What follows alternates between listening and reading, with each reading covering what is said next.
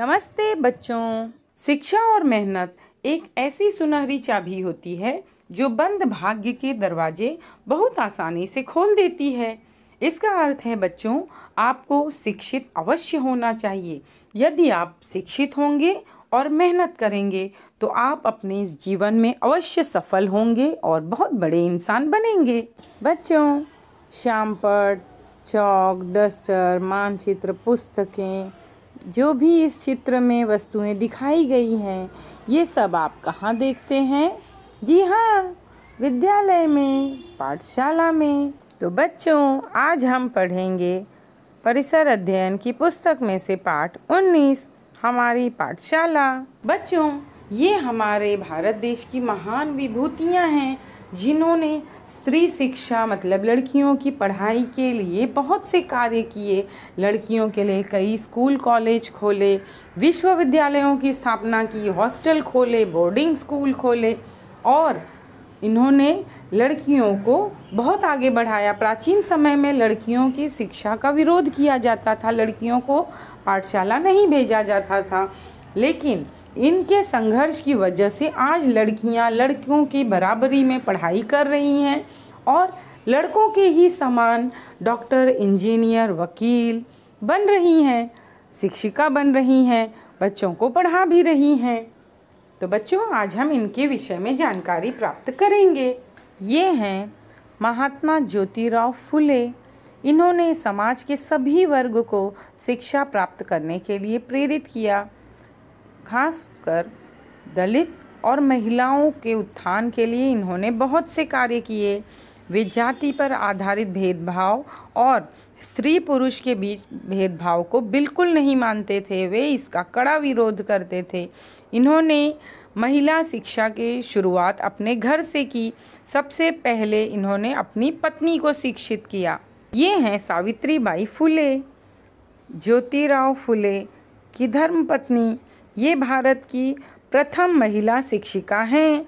आज से 171 वर्ष पहले जब लड़कियों का स्कूल जाना मना था, तब वे स्कूल जाती थी तो विरोधी उन पर पत्थर और गंदगी फेंकते थे।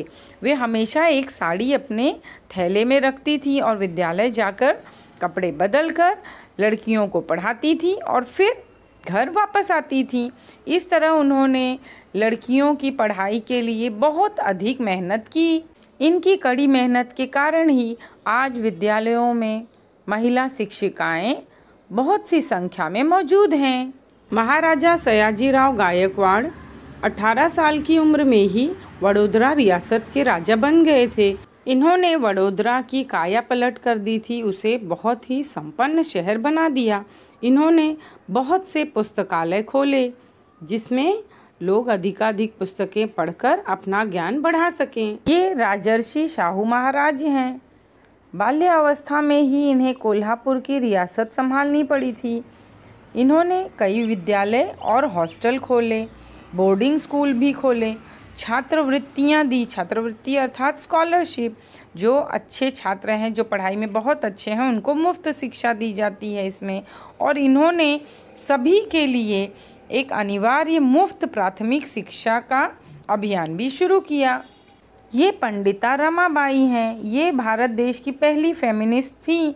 22 वर्ष की उम्र में ही ये संस्कृत की प्रकांड विद्वान बन चुकी थी। ये भारत देश की पहली महिला समाज सुधारक थी। इन्होंने अपना धर्म भी बदला था। ये किसी भी धर्म को नहीं मानती थी, सारे धर्म इनके लिए एक समान थे। इन्हें 7 भाषाओं का ज्ञान था और इन्होंने बाइबल का मराठी में अनुवाद भी किया था। महर्षि धोंडो केशव कर्वे, जिन्होंने SNDT महिला विश्वविद्यालय की स्थापना की, उन्होंने महिला शिक्षा के लिए बहुत संघर्ष किया। कई अनाथ आश्रम खोले, विधवा आश्रम खोले। शिक्षा प्रचार के लिए महाराष्ट्र में महाराष्ट्र प्राथमिक ग्राम शिक्षा समिति की स्थापना की, जिसमें 40 प्राथमिक विद्यालय खोले गए। भारत रत्न डॉक्टर बाबा साहेब आम्बेडकर से हम सभी परिचित हैं। बाबा साहेब आम्बेडकर भारतीय संविधान के निर्माता हैं। उन्होंने सबको समानता, बंधुता और मानवता की सीख दी।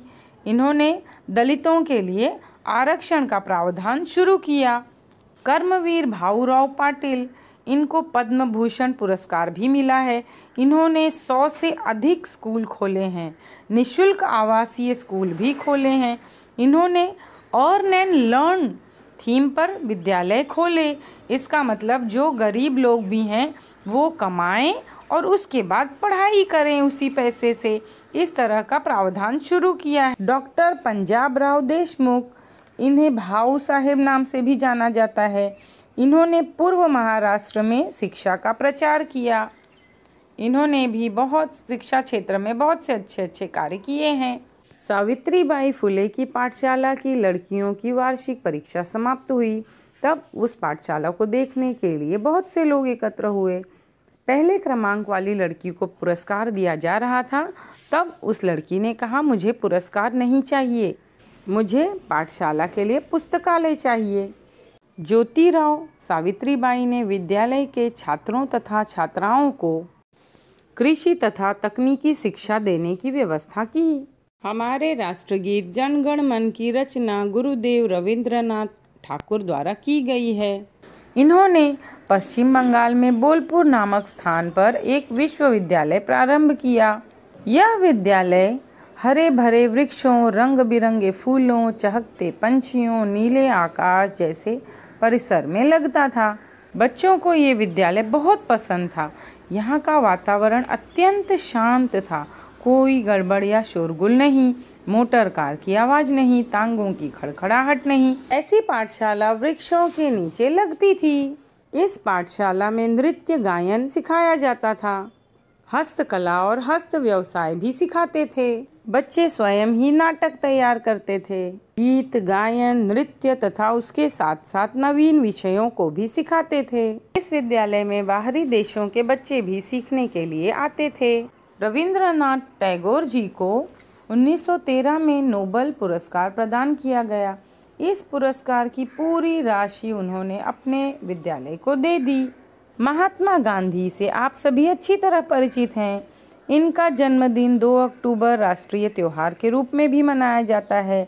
इन्हें बापू, राष्ट्रपिता, महात्मा ऐसे कई नामों से संबोधित किया जाता है। शिक्षा के संबंध में महात्मा गांधी के विचार महत्वपूर्ण हैं। उनके शिक्षा संबंधी विचारों में श्रम संस्कार, स्वतः प्रयोग द्वारा सीखना जैसी बातों पर विशेष बल दिया जाता था। मौलाना आज़ाद स्वतंत्र भारत के प्रथम शिक्षा मंत्री थे। इन्होंने विश्वविद्यालय शिक्षा आयोग और माध्यमिक शिक्षा आयोग की स्थापना की। विश्वविद्यालय अनुदान आयोग की स्थापना में भी इनकी महत्वपूर्ण भूमिका है। इनका दृढ़ विश्वास था विज्ञान और तकनीकी का समावेश पाठ्यचर्या में होना चाहिए। 11 नवंबर यह उनका जन्मदिन देश भर में राष्ट्रीय शिक्षा दिवस के रूप में मनाया जाता है। ये पाठ 19 के स्वाध्याय के प्रश्न उत्तर हैं। आप इन्हें देखकर लिखिए और याद कीजिए। चित्रों और नामों की उचित जोड़ियां मिलाइए। वीडियो देखने के लिए आप सभी का धन्यवाद।